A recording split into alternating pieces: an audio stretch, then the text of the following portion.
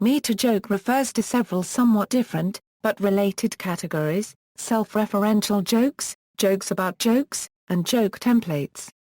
Self-referential jokes: this kind of meta-joke is a joke in which a familiar class of jokes is part of the joke. Examples of meta-jokes: an Englishman, an Irishman and a Scotsman walk into a bar.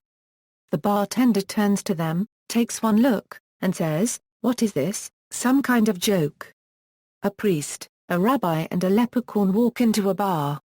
The leprechaun looks around and says, "Saints preserve us. I'm in the wrong joke."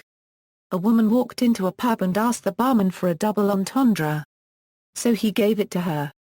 An Irishman walks past a bar. 3 men walk into a bar. Ouch! A dyslexic man walks into a bar. 2 men walk into a bar. You'd think one of them would have seen it. 2 men walk into a bar. The third one ducks. A seal walks into a club. 2 men walk into a bar. But the third one is too short and walks right under it. 3 blind mice walk into a bar, but they are unaware of their surroundings, so to derive humor from it would be exploitative. Bill Bailey. My dog's got no dictionary. How does he spell? Terribly. My dog's got no nose. How does he smell? Awful. What do you get when you cross a joke with a rhetorical question? W. S. Gilbert wrote one of the definitive anti-limericks. There was an old man of St. Bees, who was stung in the arm by a wasp. When they asked, "Does it hurt?" he replied, "No, it doesn't, but I thought all the while 'twas a hornet." Tom Stoppard's anti-limerick from Travesties, a performative poet of Hibernia, rhymed himself into a hernia. He became quite adept at this practice, except for the occasional non sequitur. These non-limericks rely on the listener's familiarity with the limerick's general structure. There was a young man from Peru, whose limericks all stopped at line 2. May be followed with, "There was an old maid from Verdun," the joke being that Verdun, besides being the name of a French city, can also be heard as we're done, thus terminating the limerick. And even with an explanation that the narrator knows an unrecitable limerick about Emperor Nero, "Why did the elephant cross the road? Because the chicken retired. 2 drums and a cymbal roll down a hill." What's an onomatopoeia? Just what it sounds like. A self-referential meta-joke: I've never met a joke I didn't like. Why did the chicken cross the road? To have its motives questioned. Sarcasm is the lowest form of wit. Lysdexia: there was a man who entered a local paper's pun contest. He sent in 10 different puns, in the hope that at least one of the puns would win. Unfortunately, no pun intended. Today's horoscope: you are easily influenced by what you read and have the ability to make vague sentences somehow applicable to your own existence. Jokes about jokes: meta-humor is humor about humor.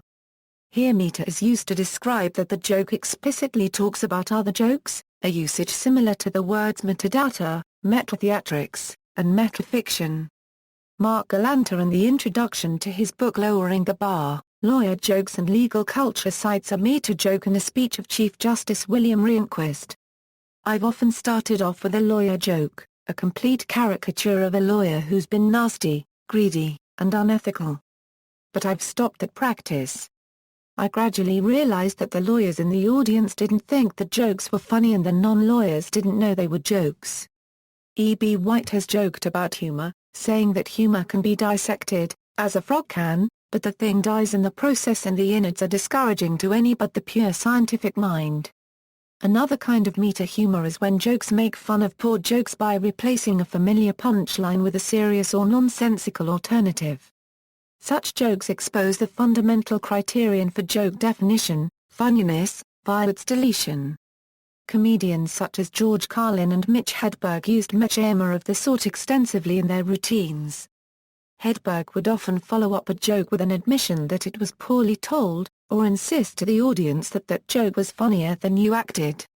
These follow-ups usually get laughs superior to those of the perceived poor joke and serve to cover an awkward silence.